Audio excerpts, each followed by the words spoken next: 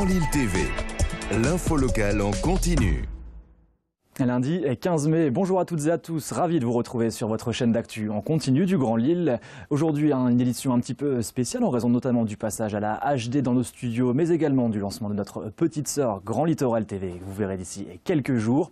Pour l'heure, un point d'abord sur vos prévisions météo et un ciel encore assez mitigé en ce début d'après-midi. Les belles éclaircies du début de matinée, elles sont plus ou moins terminées, globalement terminées. À place à un ciel un peu plus mitigé, couvert donc des nuages avec des pluies notamment attendues en fin de journée du côté d'Armentières ou encore d'Helem. Le point complet juste après ce Flash Info. À la une de cette édition, ce moment tant redouté, voire repoussé par certains. Jusqu'à mercredi minuit, les contribuables doivent remplir leur déclaration d'impôt papier. Alors pas de panique pour ceux les remplissant sur Internet, puisque vous bénéficiez d'un délai jusqu'au 6 juin prochain. Et pour vous aider donc à bien remplir cette déclaration papier, l'Ordre des experts comptables du Nord-Pas-de-Calais organise pour la 7e année consécutive des consultations gratuites. Ça se passe jusqu'au 23 mai prochain au Conseil régional de l'Ordre des experts comptables dans le Vieux-Lille, rue du Temps-en-Monde, mais également dans certaines mairies de quartier. La liste complète sur le site www.allo-impôt.fr. Et parallèlement, sachez qu'un numéro vert a été mis en place pour s'entretenir avec un expert comptable, là encore totalement gratuitement. L'année dernière, sachez que ce sont 42 000 appels qui ont été traités par téléphone. Les difficultés, il y en a énormément. Il y a toujours le problème de la pension alimentaire. Qu'est-ce que je peux déduire comme pension alimentaire ou pas? Est-ce que je peux rattacher ou pas mes enfants majeurs? Comment je dois remplir ma déclaration de revenus fonciers? Mon fils ou ma fille a réalisé un job d'été. Est-ce que je peux le déclarer? Est-ce qu'il y a un plafond? Donc il y a énormément de questions et de complexités auxquelles le contribuable ne sait pas répondre. Allez, on évoque cette initiative à présent écologique et économique par l'entreprise GECO. Depuis 2016, l'entreprise basée à Vandeville récupère le marc de café chez les restaurateurs, les commerçants lillois, mais également les institutions. Le but, le transformer comme combustible pour les poêles à bois.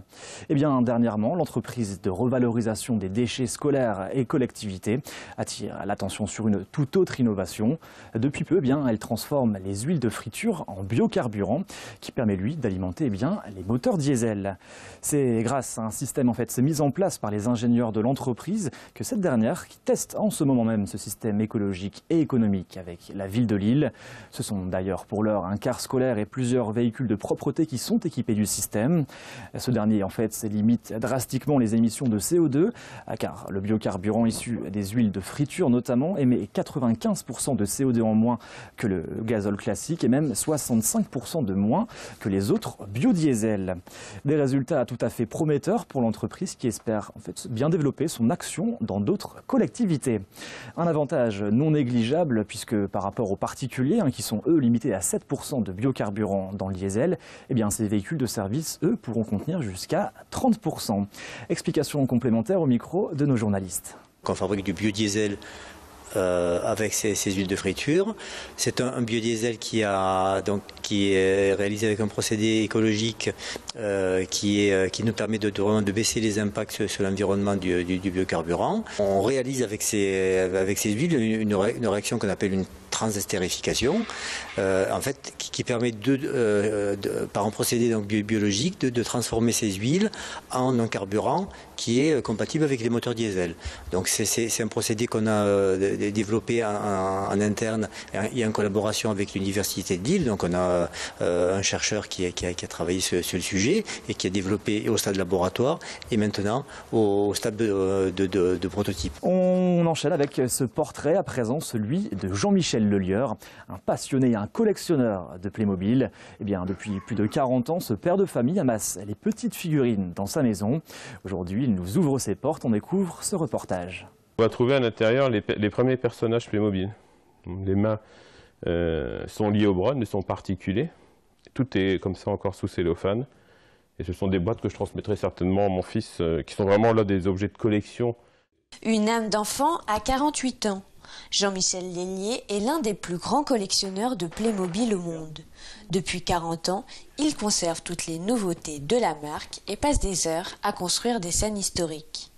Aujourd'hui, ça éveille ma stimulation intellectuelle d'adulte sur ces projets. Voilà, c'est le coup de foudre d'un jouet pour un gamin de 6 ans et demi, et puis aujourd'hui, un gamin de 48 ans, quoi. Une passion qui a un coût, entre 1 000 et 2 000 euros par mois.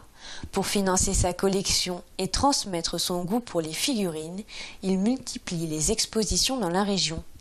22 sont déjà programmées cette année. Entre la gestion de son usine agricole et ses Playmobil, Jean-Michel ne compte pas ses heures de travail. Il n'y a qu'une solution, c'est le travail. C'est en gros se lever à 7 h le matin et travailler jusqu'à 1 h du matin. Il y a comme ça, 7 jours sur 7, pas de vacances. En tout, c'est plus de 20 000 Playmobil qui sont stockés dans un lieu secret. Mais c'est chez lui qu'il partage sa passion avec sa famille. Son fils Eric, 11 ans, veut devenir lui aussi collectionneur. Quand je peux, j'aide papa et maman et mes grands-parents. Et ouais, et des fois je fais des mises en scène à côté des jeux de papa. La famille a des projets plein la tête. Entrer dans le Guinness des records et créer un musée pour les collectionneurs. Comme dit le slogan, Playmobil, en avant les histoires. On enchaîne avec cette question à présent. Et si la pantoufle faisait son grand retour? L'idée est venue de Barbara Liénard et Arnaud Loisel après avoir tenu une boutique de prêt-à-porter dans le Vieux-Lille. Le couple s'est rendu compte que les Charentaises se vendaient bien et a décidé donc de créer son entreprise dans la foulée, la pantoufle à Pépère. Depuis 2013, dans leur maison à M, ils créent 40 nouveaux modèles chaque année en s'inspirant des tendances. Pour cela, ils écument les boutiques, les salons de tissus, décortiquent les magazines pour être au plus près de la mode actuelle. Avec la pantoufle à Pépère, la charentaise deviendrait presque un accessoire de mode indispensable dans une garde-robe. Niveau prix, comptez 49 € la paire pour ces produits 100% français confectionnés dans le Périgord, à Saint-Étienne et puis finalement assemblés en Charente. Des pantoufles qui se retrouvent dans près de 90 points de vente en France et même à l'étranger. Car dernièrement, le couple a signé un partenariat avec la marque américaine Vintage. Londres, Madrid, Singapour et même Hong Kong, la pantoufle à la côte. Explication complémentaire au micro de nos journalistes. Tout a commencé il y a quelques années, il y a 4 ans. On avait une boutique de prêt-à-porter dans le Vieux-Lille. Et dans cette boutique, qui était une boutique avec des produits marins made in France, il y avait des charentaises. On a voulu proposer des pantoufles un peu plus sympas, plus colorées au moment des fêtes. Et le fabricant ne nous a jamais répondu. Et un jour nous a envoyé un colis avec des pantoufles avec des très longs poils vert, orange, qui n'étaient pas super jolis. Ceci étant, on les a quand même mis en vitrine et on les a assez bien vendus.